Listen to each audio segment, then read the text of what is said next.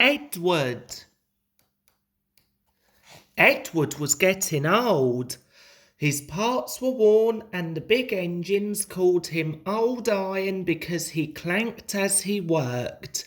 One day he was taking some empty cattle trucks to the market.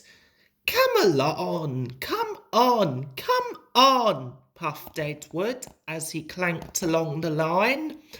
"Oh, oh, oh," screamed the rattling trucks. Some cows were grazing in a field by the line. When Edward clattered past, the noise and smoke upset them. They twitched their tails and ran.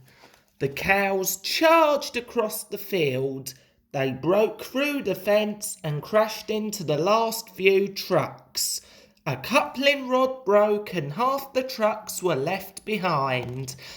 Edward felt the trucks jerk suddenly, but he thought they were being naughty as usual. "Those troublesome trucks," he cried. "Why can't they come quickly?" Edward had reached the next station before he realised what had happened. News of the accident quickly reached the other engines. "Silly old Iron, fancy allowing cows to break his train," laughed Gordon. "They wouldn't dare do that to me. I'll show them," he boasted. Edward pretended not to mind, but Toby was cross. "Don't worry, Edward," he said. "Gordon's very mean to call you names. He doesn't know what he's talking about. Cows can be very troublesome." This made Edward feel a little better. A few days later, Gordon rushed through Edward's station. "Mind the cows," he laughed as he roared along the line. But his driver could see something on the bridge ahead. "Slow down, Gordon," he said, and shut off the steam. "Pa," said Gordon, "it's only a cow." "Shoo," he hissed, moving slowly onto the bridge. But the cow wouldn't shoo. She had lost her calf and felt lonely. Gordon stopped. "Be off," he hissed. But the cow kept walking towards him and mooed even louder.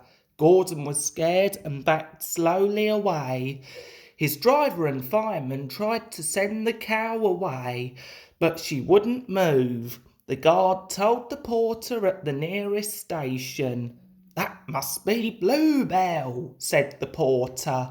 "Her calf is here. We'll bring it to her now."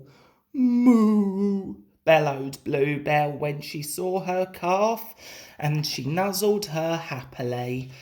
Gordon was very quiet on his way back to the station. He hoped no one had heard about Bluebell, but the story soon spread. Well, chuckled Edward. "A big engine like you're afraid of a little cow." "I wasn't afraid," huffed Gordon. "I didn't want the poor thing to hurt herself by running into me."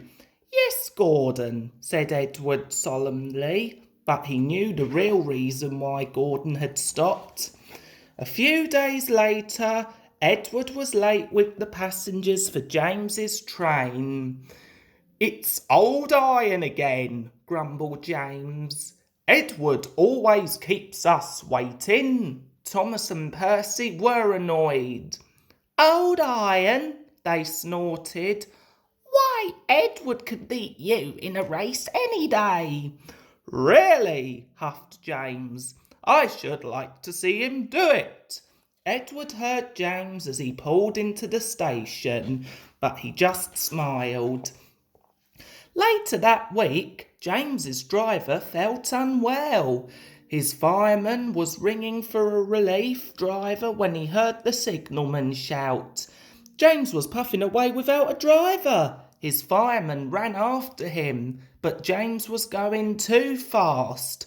The signalman had to halt the other trains to make sure there wasn't an accident.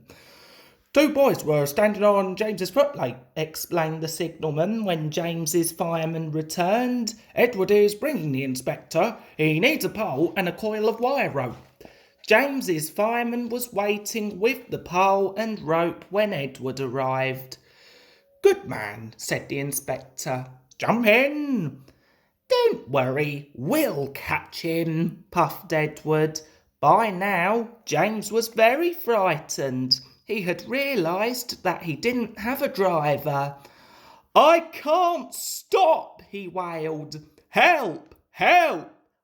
We're coming, cried Edward, and he puffed with every ounce of steam he had until he was level with James's buffer beam. The inspector carefully climbed out of Edward's cab and stood on his front. He had made a noose out of the rope and tied it to the end of the pole. He was trying to slip it over James's buffer. The engine swayed and lurched and the inspector nearly fell, but he saved himself just in time. At last he did it. Got him, he shouted, and pulled the noose tight around James's buffer. Then he carefully climbed back into Edward's cab. Edward's driver braked gently, so he didn't snap the rope, and James's fireman scrambled across and took control of James. Edward and James puffed back side by side. So, Old Iron caught you after all, chuckled Edward. I'm sorry, whispered James. Thank you for saving me. You were splendid. When they reached the station, the Fat Controller was waiting. That was a fine piece of work, he said. I'm proud of you, Edward. You shall go to the works and have your worn parts mended. Oh, thank you, sir, said Edward happily. It will be lovely not to clank any more. James's driver soon got better and went back to work.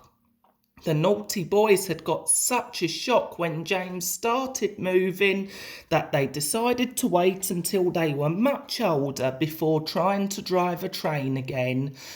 When Edward came home, he felt like a new engine. James and all the other engines gave him a tremendous welcome. Even Gordon let out a cheer. Edward was very happy that he would never be called Old Iron again.